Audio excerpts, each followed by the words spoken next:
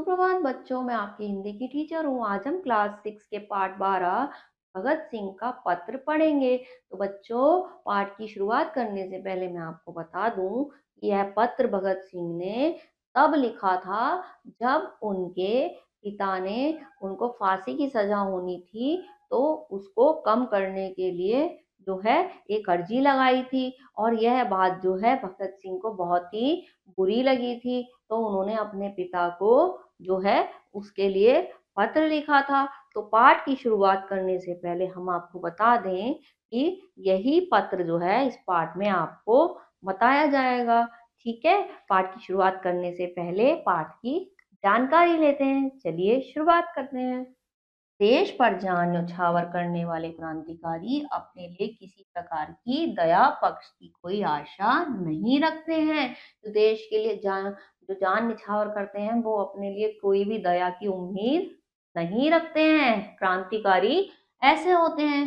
प्रस्तुत पाठ में दिया गया पत्र भगत सिंह द्वारा तब लिखा गया जब उनके पिता ने उन्हें फांसी के फंदे से बचाने के लिए ट्रिब्यूनल को एक अर्जी दी और भगत सिंह के लिए माफी की मांग की थी। यही पत्र जो है तभी लिखा गया था। ठीक है, पिता का यह प्रयास भगत सिंह के लिए किसी आघात से कम ना था। प्रस्तुत पत्र में उसी का वर्णन किया गया है। तो इसमें उसी पत्र का वर्णन किया गया है कि उन्होंने अपने पिता को क्या लिखा था। तो चलिए पाठ में शुरुआत करते हैं। ठीक है, चलिए देखते हैं। 4 अक्टूबर 1930 पूज्य पिताजी। 4 अक्टूबर 1930 को यह पत्र लिखा गया था। किसे लिखा था? अपने पिताजी को। भगत सिंह ने क्या लिखा था? पूज्य पिताजी। ठीक है, मुझे जानकर हैरानी हुई कि आपने मेरे बचाव पक्ष के लिए स्पेशल ट्रिब्यूनल को एक आवेदन भेजा है। तो कहते हैं, क्या कहते हैं, मुझे ये जानकर जो है बहुत हैरानी हुई कि आखिर आपने ऐसा क्यों किया। ठीक है, यह खबर इतनी यातनामय थी कि मैं इसे खामोशी से बर्दाश्त नहीं कर सका। यह खबर इतनी ज्यादा दुखदाई थी, मुझे इतनी दुख दिया इस खबर ने कि मैं इसे खामोशी से बर्दाश्त नहीं कर सका। ठीक है, कौन लिख रहे हैं? ये भगत सिंह। ठीक है, इस खबर ने मेरे मन की शांति भंग कर उथल पुथल मचा दी। मैं यह नहीं समझ सकता कि वर्तमान स्थितियों में और इस मामले पर आप किस तरह से आवेदन दे सकते हैं। वो कह रहे हैं, मैं जो है बड़ा ही हैरान हूँ और मुझे दुख भी हुआ कि आप ऐसा कैसे कर सकते हैं। ठीक है, कौन कह रहा है? भगत सिंह ने लिखा अपने पिता को। ठीक है, आगे देखते। आपका पुत्र होने के नाते मैं आपकी पैतृक भावनाओं और इच्छाओं का पूरा सम्मान करता हूँ, लेकिन इसके बावजूद मैं समझता हूँ कि आपको मेरे साथ सलाह मशवरा करे बिना ऐसे आवेदन देने का कोई अधिकार नहीं था। मैं मानता हूँ आप मेरे पिता हो, मैं आपकी भावनाओं की कदर करता हूँ, लेकिन आपको इसके लिए पहले मुझसे सलाह लेनी चाहिए थी। ऐसे पत्र, ऐसे आवेदन जो है मेरी सजा को कम करने के लिए नहीं देना चाहिए था। ठीक है, आप जानते हैं थे कि राजनीतिक क्षेत्र में मेरे विचार आपसे काफी अलग हैं। कह रहे हैं कि आप जानते थे कि मेरे विचार जो आपसे काफी अलग है राजनीतिक क्षेत्र में। ठीक है, मैं आपकी सहमति या असहमति का ख्याल किए बिना सदा स्वतंत्रता पूर्वक काम करता रहा हूँ। मैं हमेशा कैसे काम करता रहा हूँ? स्वतंत्रता पूर्वक काम करता रहा हूँ। ठीक है, मुझे यकीन है कि आपको यह बात याद होगी कि आप आरंभ से ही मुझसे यह बात मनवा लेने की कोशिश करते रहे कि मैं अपना मुकदमा क्या कहा, मैं अपना मुकदमा संजीदगी से लड़ूं और अपना बचाव ठीक से प्रस्तुत करूं। लेकिन आपको यह भी मालूम है कि मैं सदा इसका विरोध करता रहा। मैंने कभी भी अपना बचाव करने की इच्छा प्रकट नहीं की और ना ही मैंने कभी संजीदगी से गौर किया। कह रहे हैं, मुझे याद है कि आप शुरू से मुझे कहते थे कि शांति के साथ जो है अपना मुकदमा लड़ो, देश के लिए जो भी करना है वो शांति से करो और जो है अपने ऊपर कोई कष्ट ना आए ऐसा करो। लेकिन मैं आपकी बात पे हमेशा इनकार करता रहा। ठीक है ना? कौन कह रहा है? भगत सिंह। ठीक है, मैं हमेशा इसके विरोध में रहा। ठीक है, आप जानते हैं कि हम एक निश्चित नीति के अनुसार मुकदमा लड़ रहे हैं। मेरे कदम इस नीति, मेरे सिद्धांतों और हमारे कार्यक्रम के अनुरूप होना चाहिए। हमारे का जो है उसके अनुसार ही ये सब जो है होना चाहिए। ठीक है, वो कहते हैं, कौन कहते हैं? भगत सिंह लिख के दे रहे हैं। ठीक है, आज स्थितियां बिल्कुल अलग हैं। अब जो है सब कुछ बिल्कुल अलग है। लेकिन अगर स्थितियां इससे कुछ और भी अलग होती तो मैं अंतिम व्यक्ति होता जो बचाव प्रस्तुत करता। जो है अगर स्थितियां फिर भी इससे अलग होती तब भी मैं जो है बचाव करने वाला, तो भी मैं अंतिम व्यक्ति होता। ठीक है, इस पूरे मुकदमे में मेरे सामने एक विचार था, और वह यह है कि हमारे विरुद्ध जो संगीन आरोप लगाए गए हैं, बावजूद उनके हम पूर्णतया इस संबंध में अवहेलना का व्यवहार करें। मेरा नजरिया यह रहा कि सभी राजनीतिक कार्यकर्ताओं को ऐसी स्थितियों में उपेक्षा दिखानी चाहिए, और उनको जो भी कठोरतम सजा दी जाए वह उन्हें हंसते हंसते बर्दाश्त करनी चाहिए।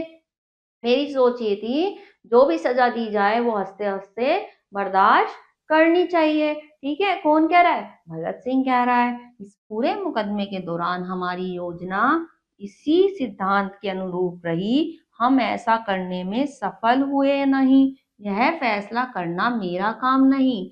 हम खुदगर्जी को त्याग कर अपना काम कर रहे हैं। कौन कह रहा है ये? भगत सिंह। ठीक है, भगत सिंह कह रहा है कि हम खुदगर्जी को त्याग कर अपना काम कर रहे हैं। केवल अपने बारे में थोड़ी सोचना है कि मुझे बचना जरूरी है।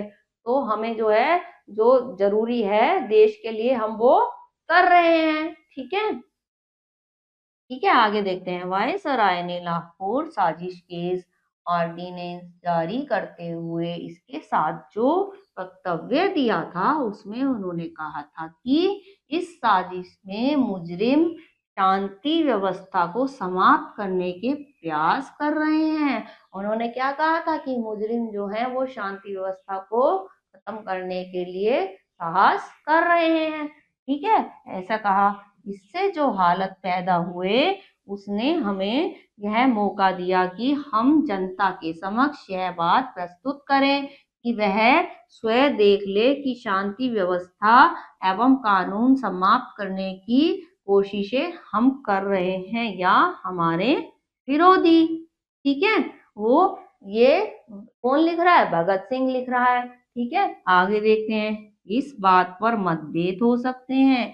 शायद आप भी उनमें से एक हो जो इस बात पर मतभेद रखते हो, लेकिन इसका मतलब यह नहीं कि आप मुझसे सलाह किए बिना मेरी ओर से ऐसे कदम उठाएं। वो कह रहे हैं कि ऐसा नहीं है, फिर अगर आप इसका उसमें हो, विरोध में हो, लेकिन इसका मतलब ये थोड़ी है कि आप मेरी सलाह के बिना जो है इस तरह के कदम मेरी तरफ से उठाएं। ठीक है, भगत सिंह किसे कह रहा है? अपने पिताजी को लिखा है उसने पत्र में। ठीक है, आगे देखते हैं। मेरी जिंदगी इतनी कीमती नहीं जितनी आप सोचते हैं। कम से कम मेरे लिए तो इस जीवन की इतनी कीमत नहीं। इसे सिद्धांतों को कुर्बान करके बचाया जाए। जो हमारे सिद्धांत है उसको कुर्बान करके बचाया जाए, इतनी कीमती मेरी जिंदगी नहीं है। ठीक है, मेरे अलावा मेरे और साथी भी हैं। इनके मुकदमे इतने ही संगीन हैं जितने कि मेरा मुकदमा। खाली मैं अकेला नहीं हूँ, मेरे साथ जो है मेरे साथी भी हैं, उनके साथ भी यही सजा मिलेगी। है ना? वो ये कहते हैं, मैं खाली अपने बारे में ऐसा क्यों सोचूं। ठीक है, हमने एक संयुक्त योजना अपनाई है और उस योजना पर हम अंतिम समय तक डटे रहेंगे। हमने एक योजना बनाई है और उस पर जो है अंतिम क्षण तक हम क्या करे रहेंगे? लगे रहेंगे, डटे रहेंगे। ठीक है, पीछे नहीं हटेंगे। हमें इस बात की कोई परवाह नहीं है कि हमें व्यक्तिगत रूप से इस बात के लिए कितना मूल्य चुकाना पड़ेगा। हमें इसकी कोई भी परवाह नहीं है। ठीक है पिताजी, मैं बहुत दुख का अनुभव कर रहा हूँ। मुझे भय है आप पर दोष आरोपण करते हुए या इससे बढ़कर आपके इस काम की निंदा करते हुए मैं कहीं सभ्यता की सीमाएं ना लांघ जाऊं और मेरे शब्द ज्यादा सख्त ना हो जाएं, लेकिन मैं स्पष्ट शब्दों में अपनी बात अवश्य कहूंगा।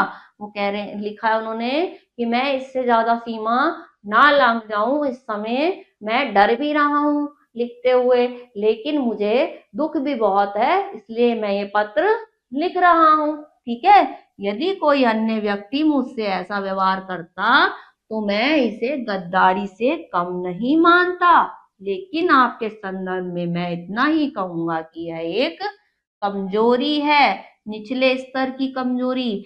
जो अगर कोई और होता तो मैं उसे गद्दारी का नाम दे देता, लेकिन आप मेरे पिता हैं, इसलिए मैं यह कहूंगा यह कमजोरी है, वो भी बहुत निचले स्तर की। ठीक है, आगे देखते हैं। यह एक ऐसा समय था जो हम सबका ध्यान ले रहा था। मैं यह कहना चाहता हूं कि आप इस इम्तिहान में नाकाम रहे। ये ऐसा समय था जो हमारा इम्तिहान ले रहा था, और मैं ये कहूंगा कि आप इसमें क्या रहे, नाकाम रहे, क्योंकि आपने एकदम से हार मान ली।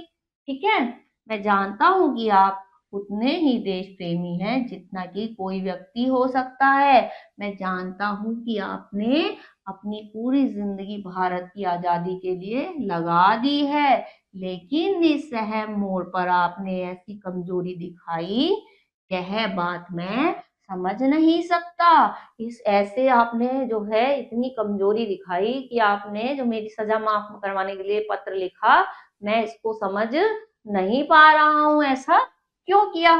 ठीक है, अंत में मैं आपसे आपके अन्य मित्रों एवं मेरे मुकदमों में आपसे जो है आपके अन्य मित्रों और मेरे मुकदमे में दिलचस्पी लेने वालों से यह कहना चाहूंगा कि मैं आपके इस कदम को नापसंद करता हूँ। आपके इस कदम को कैसा को करता हूँ, नापसंद करता हूँ। ठीक है, मैं आज भी अदालत में अपना कोई बचाव प्रस्तुत करने के पक्ष में नहीं हूँ। मैं अब भी जो है अपने बचाव के लिए कुछ नहीं करना चाहूंगा।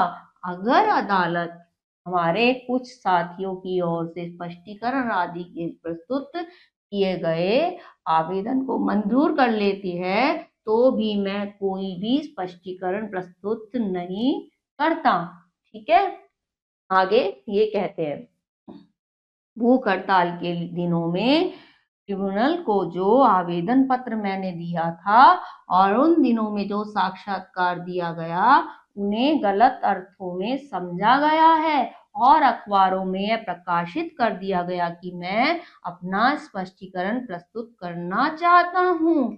और क्या था, ये अखबारों में छाप लिख दिया गया कि मैं जो है अपना स्पष्टीकरण देना चाहता हूँ, जो कि गलत है, वो ऐसा मैं चाहता ही नहीं था।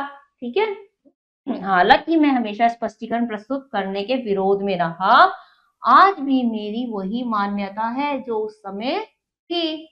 जो मैं उस समय सोचता था आज भी मैं वही सोचता हूँ। ठीक है, अब देखिए, बोस्टल जेल में बंदी मेरे साथी इस बात को मेरी ओर से गद्दारी और विश्वासघात ही समझ रहे होंगे।